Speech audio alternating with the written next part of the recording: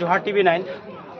लोकसभा चुनाव जैसे ही नज़दीक आ रहा है, सारे राजनीतिक पार्टियां गांव मोहल्ला में छोटी बड़ी सभाएं कर रही हैं और लोगों को समझा रही हैं योजनाओं को लेकर के, और जो कुछ पिछली सरकार गलती किया उनको लेकर के। आज नावाडी प्रखंड के सूरी पंचायत में सभा किया गया जेबीकेएसएस के द्वारा, और यहाँ पे जेबीकेएसएस के केंद्रीय सदस्य मोतीलाल महतो जी हैं। इनसे जानने का हम प्रयास करेंगे आज की सभा में क्या कुछ बात हुआ। मोतीलाल, हमारे चैनल में आपका स्वागत है। जोहार है।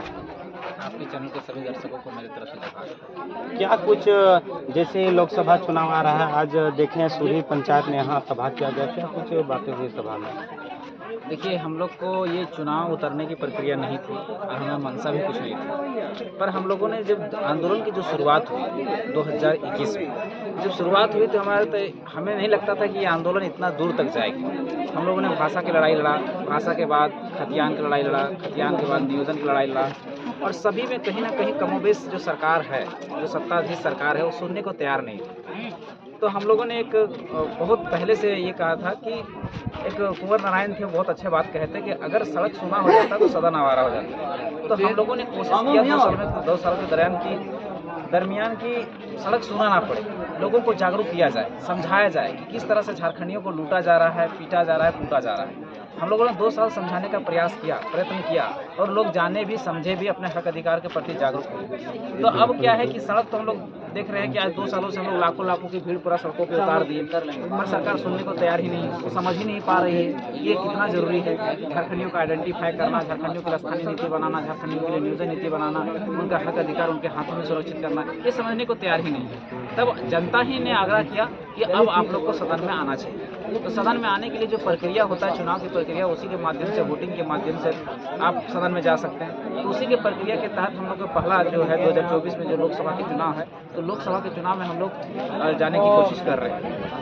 प्रयत्न कर रहे हैं। हम लोग गांव का दौरा है, पंचायत का दौरा है, पूरा गिरिडीह जो लोकसभा है, आपका धनबाद लोकसभा है, हजारीबाग लोकसभा है, चतरा लोकसभा है, रांची लोकसभा है, ये सारे लोकसभा में 6-7 लोकसभा में हम लोग ने उतरने का प्लान किया है। और लोकसभा में जाना है कि कुछ लोग कहेंगे, सवाल करेंगे, कुछ लोग प्रश्न करेंगे कि आखिर लोकसभा ये लोग भाषा की बात करता है, स्थानीयता की बात करता है, क्षेत्रीयता की बात करता है, तो ये सब लोकसभा में जाके क्या करेगा? ये मुद्दे तो क्षेत्रीयता की है, राज्य की है, लेकिन नहीं, हमारा जो राज्य है ना, क्षेत्रीयता के साथ साथ हमारा केंद्र से जुड़ा हुआ है। जैसे हमारे पास महारत्न, मिनीरत्न, नवरत्न जैसी कंपनियां हैं, उन कंपनियों की जो नीतियाँ बनती है, जो पॉलिसी बनती है, वो नीति और पॉलिसी जो है केंद्र सरकार बनाती है। केंद्र आने सांसद तो अगर हमारे सांसद जो हमारे माटी से, हमारे माय माटी से जो प्रेम करते हैं, हमारी भाषा, हमारे संस्कृति से जो प्रेम करते हैं, जो हमारे हक अधिकार की बात करते हैं, अगर वो बच्चे अगर वहाँ पर नहीं जाए, लोकसभा में नहीं जाए, तो हमारी नीतियाँ, हमारी पॉलिसी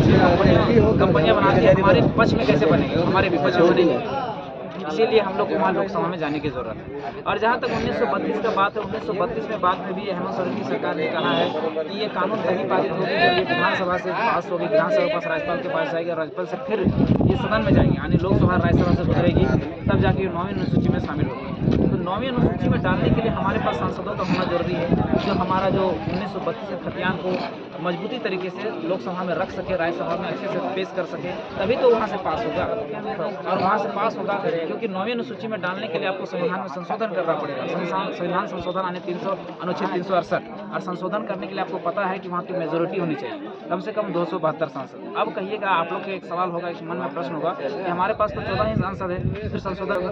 देखिए, इसका ये तर्क है कि जब 1990 में जब CNT कानून था, छोटा नागपुर काश्तकारी अधिनियम को 9वीं अनुसूची में डाला गया था, तब भी हमारे पास मात्र 5 सांसद थे। तब भी मेरा कानून 9वीं अनुसूची में गया था, मात्र 5 सांसद, जबकि 272 सांसद होना चाहिए, लेकिन 5 ही सांसद में वो कानून में शामिल हुआ था। उसके बाद जो हमारा बिहार विधेयक, संशोधन विधेयक जो पास हुआ, जो झारखंड को अलग किया गया, उसमें भी हमारे मात्र 5 सांसद थे, लेकिन बिहार संशोधन विधेयक पास हुआ और झारखंड भी अलग हुआ।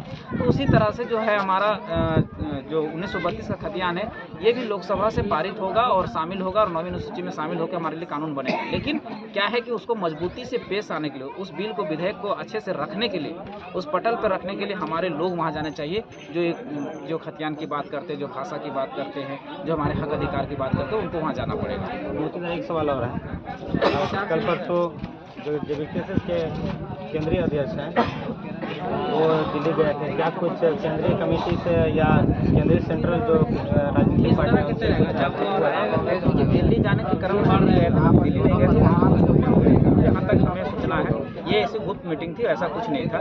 केंद्रीय पार्टी से हमारा जो पार्टी का रजिस्ट्रेशन चल रहा है उस प्रक्रिया के तहत वो गए थे, किसी पार्टी से मिलने के लिए नहीं, किसी ने करने के लिए नहीं। वो हमारी पार्टी का जो रजिस्ट्रेशन प्रक्रिया चल रहा है उसी में, क्योंकि केंद्रीय अध्यक्ष कुछ त्रुटियाँ थी उसको उसमें संशोधन करने या साइन कुछ छूटा था उसको पूरा करने के लिए गए थे।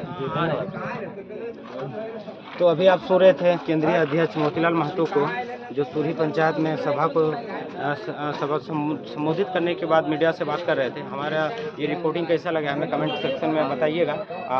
चैनल में नए हैं तो चैनल को भी सब्सक्राइब कर दिए। जय हिंद, वंदे मातरम।